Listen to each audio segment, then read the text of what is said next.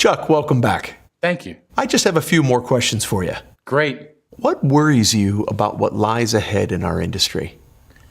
That's a great question. I think the key component is regulatory all the time. I think that's one of the things we always have to be aware of. I think that when we go through the process of understanding where both legislatures and regulators are going with what they want to do and sometimes overreach, we have to be very, very cognizant of that, because in essence, if they tweak something, it can have drastic consequences to what we're doing every day. So I worry about that. I also worry about some of our other products that we compete against, in a sense, and they tend to have a negative view of us sometimes. And I think that's another big deal about advocacy and education and helping individuals really understand, because there's a lot of misinformation about things. There are other products that are insurance-related products that do have some different components and different moving parts that aren't our products, but we get grouped in with them. So I think when you go through that process, I think education becomes so important. And the complications that go through the various, the way products are developed, the way products are described to people, that's where we can also have an impact in that over time. I think if we can simplify messages and try to really kind of look through how products work and the more transparency and how that an individual can see, then they can say, okay, this is how it works. The other big deal I think that that I look as a real positive is that the success with which these products have had. So individuals that bought something in the 80s or 90s or 2000s, and those products have even been enhanced over time, but they were successful. And the individuals that were in their 60s or early 70s that have bought products in the last 5 or 6 years that are utilizing them now. And I think when we see that over time, the effectiveness of these, the ability to ride out difficult times, the ability to say, okay, I went through an '08. Like, I give you an example as my dad, right? My dad retired prior to the internet bubble.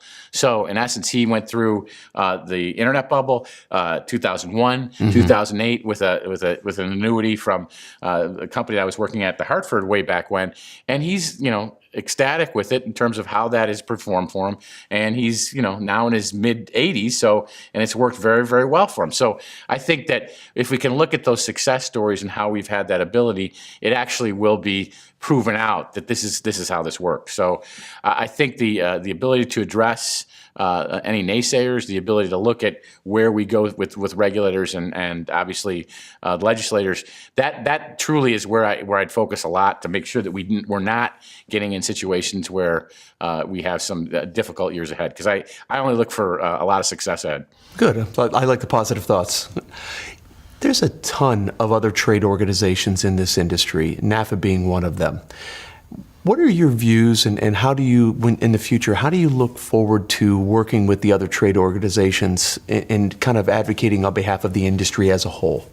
Well, I think that's where the education becomes so important, because we mentioned collaboration in one of the questions that as we go through this interview, and I think that's key too, from my perspective, is to say where are areas that we really can collaborate on, whether it's advocating on behalf of legislation, whether it's helping the end client understand the dynamic of it. So I have because I've been in the industry so long, I have good relationships with some of the other folks in this area that are running those different organizations. So I would hope that we're able to kind of work through a process and say, over time, there are different things that we really are on the same page with, and then advocate.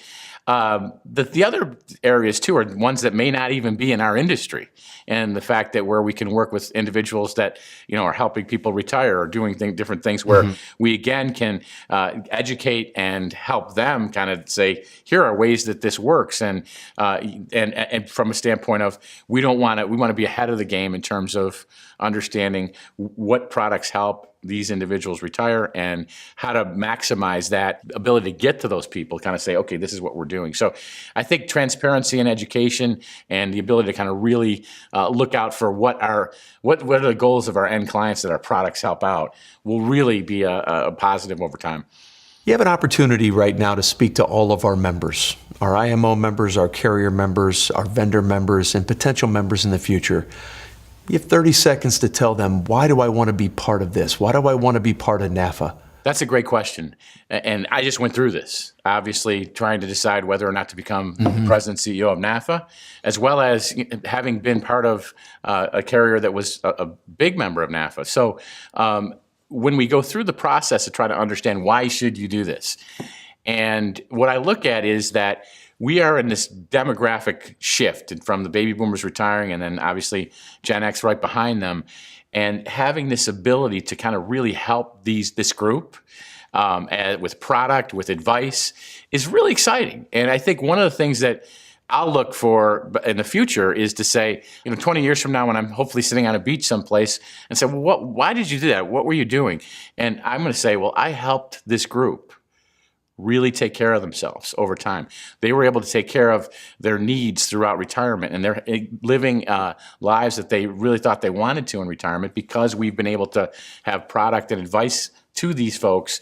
And I think that would be the real positive information that I might be talking about on a beach someplace. And I think when I go through that process with someone now to say, why are we doing this? Why are we going through this? And ultimately is that end client that is working towards retirement or going into retirement, and we're helping them. And if we can have that passion for that, we can only grow where we can go, who we can talk to, who we have our products for over time. So that's why it's truly exciting to me. Maybe I can join you on that beach someday. I'd love that. Wanted to thank you so much for taking the time to join me today. I think you're an absolute asset to the NAFA, to our members, to our carriers, to everybody that's part of the association. So thank you so much, and good luck with everything ahead. Thanks, Dominic. All right, thank you.